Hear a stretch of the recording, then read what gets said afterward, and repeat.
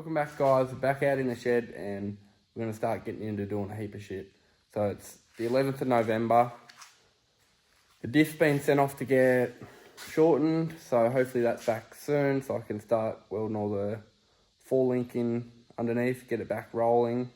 But in the meantime, still got a heap of shit to do, so I'll show you what we're going to do. So I've pulled the boot off because we'll be putting another boot on it because this one's all in here. Probably not bad, we probably panel beat it and fix it, but it's got another one here, so might as well put it on it. So that'll go on it. I did just test fit it to make sure it's going to look alright, and it should be right. We'll be grabbing the struts off that one because that one's shit itself. Actually, it's not even on. That's why. But yeah, so I just test fitted the boot to make sure it's going to be right. I just pulled these strips off, which I didn't know these could come off like they did. So I wish last time we painted it like that, but not to worry. We're respraying the whole car again, so it's going to be all done properly. So you can still see a bit of the maroon under there, but that won't be like that. So I've gotten on to this stuff here. As you can see, it's called Scuff Stuff.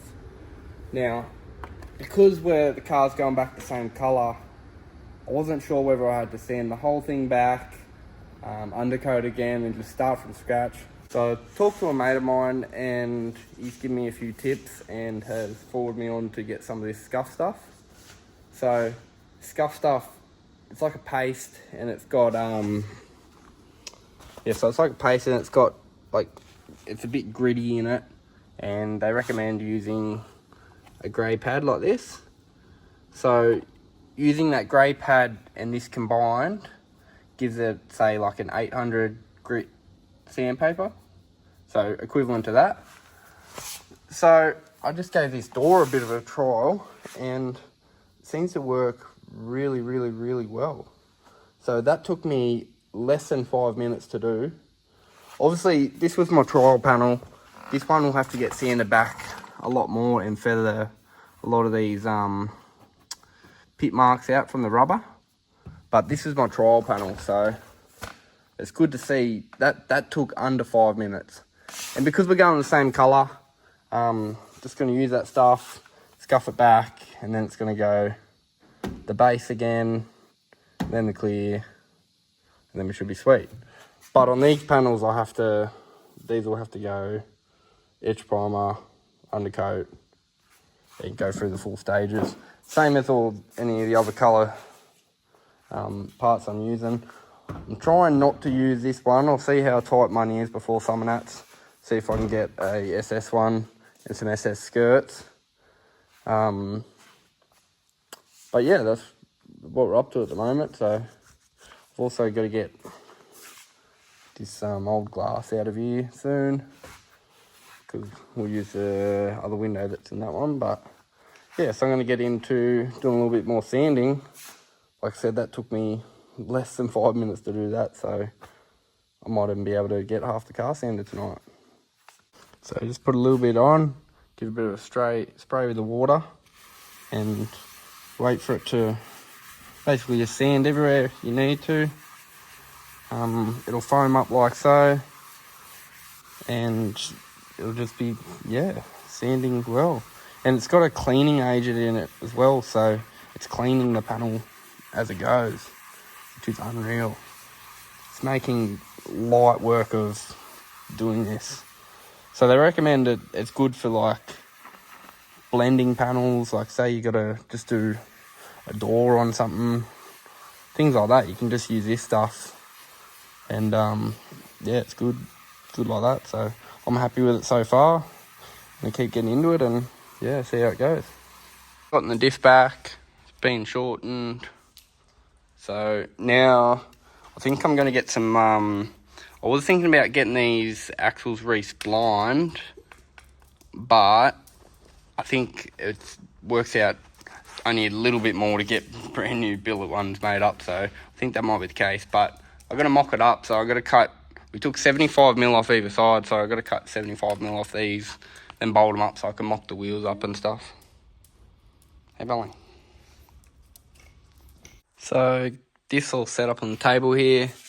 I just had to pull the fuel lines back through there because I've got to weld a bar in, which happens to fit nearly perfectly. The roll of this will fit perfectly in where that groove is. I don't know if you can see, but it's like a half a moon shaped groove. So that'll weld up into there, and that'll be where the top track arm rods, trailer arm rods, what do you want to call them, where they'll mount to on here.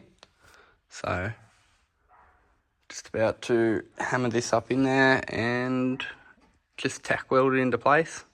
I'm just going to tack weld everything at the moment just so I know that it's going to be right. And if I need to make slight adjustments, I can.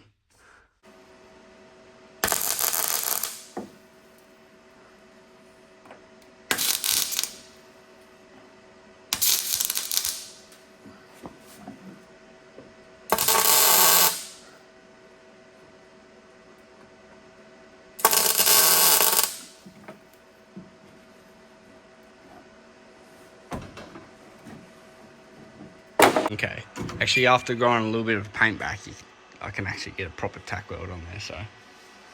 It's tacked in at the moment. Just gonna lower the diff back down and see what else I can work out. And then I've done a little bit of stuff. So I've welded where these track rods are gonna go, where I think they are. I kinda centralise the diff from left to right, put them in position and tack them on. I've also tacked these plates on where I think they're going to go, and I've just cut through the chassis there where roughly that's going to go.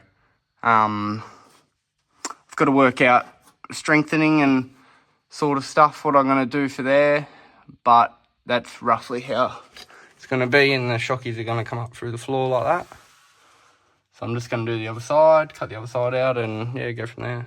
Now I had the diff in the right position and everything, I just sent it back to the bloke that shortened it and got him to, because I only tack welded all the brackets on, so I got him to finish welding all the brackets on. And at the moment I am just building the diff.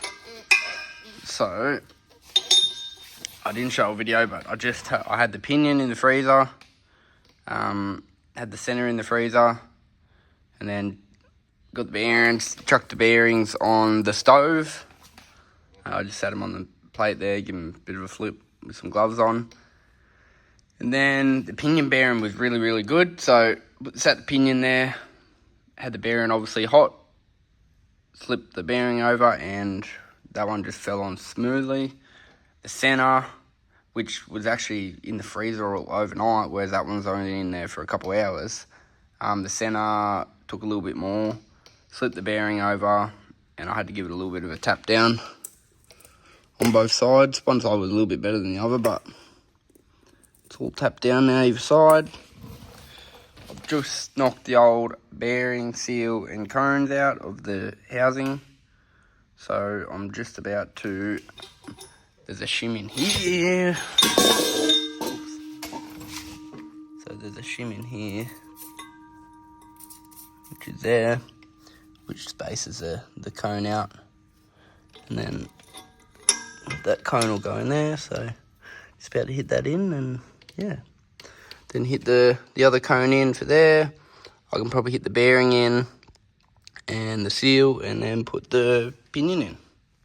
So inside here where I had this pole, I've just gotten a little bit of rebar and bent the ends up just to fill the gaps down the side and to strengthen the floor a little bit. So I'm probably just going to stitch weld inside, and then on the outside I'm going to fully weld.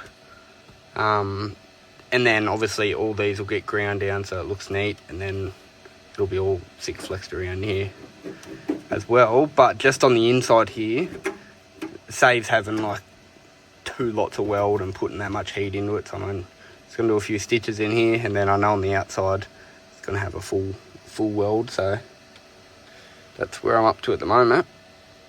Towel's all welded in, and I welded in these little H bits, and then you can see I've got a little spacer to the side. So if you see down the bottom here, that there is part of the spring, so that's like thing there, and then it's got to have a bracket on the inside. And because for the top here, I've had to make it so that bracket's for the inside, and then I had to put a spacer in there to stop it when I bolt it from crushing together. And I'll grind that right back flat so it's level with that, and then I'll put a cap over it and weld it up. Done the same that side, and just to strengthen it up, because I did cut a hole right through the middle of the chassis. So I'm just going to run this bit of plate across here. I was thinking about doing one for the front. I'll work that out after I weld this one in and see how I go, but it should add. There's plenty of strength in that anyway, so I think I'm just starting to panic a little bit. But there should be plenty of strength once I weld that in. Like, I've got the chassis all braced along here. I've added extra 5mm all there. It should be plenty strong enough. Plus, that's fully welded the whole way around. There's 5mm plate either side, all there, whole way around, same over here. Welding that plate in there, so I think just this one plate might do it. Just made up some caps to cap these off, so I hammer them down in there a little bit, and then I'm going to weld the whole way around and then grind them smooth, so they should look good. I just filled them up, ground them back, and it's looking good. For the boot floor frame, I'm using a 75 by 25. Last time I used a 25 by 25, and it just doesn't look as good. It looks thin, tacky, and looks like a fucking crossword or fucking tic-tac-toe or I don't know, something. So I've used this thicker stuff, and it just, from underneath, I know you don't look at it too much, but every time I hopped under it, I seen that, and I just wasn't a real big fan of it. So this shit looks a lot better, flatter, tucks up higher. So I just trialed the cell in there, and where I've got the beams is pretty good. So yeah, so I've done one cross brace there. I'm just going to do one more up there, probably halfway there, something like that. I'll work that out.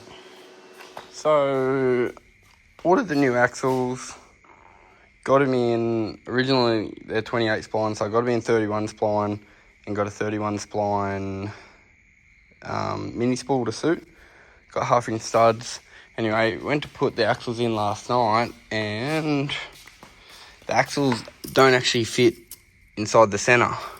Because we went the 31 spline, they're bigger and they don't fit in there. So I've rang the diff shop, and they've been super good about it. Diff King down in Dandenong, and he said wants me to send my centre down there, and he's gonna machine both sides there so they fit the axles. So I was a little bit panicky because it's December 3rd today, I think, and like we're less than a month out from Summernats.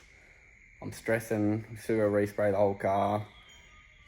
And now I've got to send the diff back, which it should be right. The axles that turned up, they got sent out the next day, so should be able to get these down, and then they get sent back same day or whatnot. So I'm stressing, but we should hopefully get it done. Anyway, I'm not sure if I showed you, but I've welded this in for the floor. So use the thicker stuff. I think I might have showed you this anyway. Show it again. Made that for the floor. I've just got to get the flat floor for it. Fuel cell fits perfect on these gaps here. I'm just gonna do a little bit of sanding tonight, see if I can pop this din out on this bar a little bit, and just kind of get the car ready for paint, because I'm on a halt with most of the other stuff at the moment. So I do have to do some body work there. Both rear doors need sanding right back, so I might start on doing that tonight. Back window, this all has to get pulled out, like all the old glass. But I'm going to start on one thing, so I'm going to sand the back doors fully, get them right back. The rest of the car should be pretty good. I sanded it back. I'll sand that right back because I'm going to weld that up there. Yeah. Better just make a move to start getting into it. Try and make Summernats.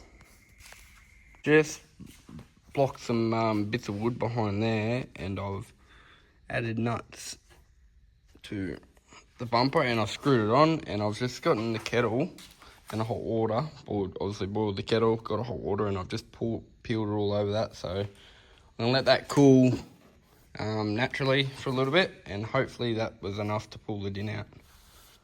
Bit of luck. Also sanded this door, sanded back where all the pit marks were, so that's good enough for this door. I did do pit marks here, there, everywhere where there was some, like stone chips and stuff like that. And I've just got to do this side here, but I'm running out of sandpaper. I'm using a shitty bit now, so I'll either continue to try and use that and struggle, or I'll just leave that for now. I'll work that out. So I've just started sanding this bar kit, just setting all the little stone chips out. I use that this scuff stuff to sand the whole lot back, and then I'm just going over where there's some stone chips and stuff like that, and just getting them out with the sander. Not too sure what I'm going to do here yet, whether I get the grinder on there and then chuck some fiberglass on the inside, which is probably what I'll do. And then I think I've got some plastic bulb somewhere anyway. So yeah, just all these little grays and stuff. I'm just feathering them out. Not going to bog them. I'm not too particular with the bar. I should be able to feather them out enough so you can't really see too much. But I was going to continue that tonight, but I'm out of sandpaper. Like, I'm scabbing all my other little old shitty bits that I've got. This door's done. Gotta make something up for there, weld it, block that off.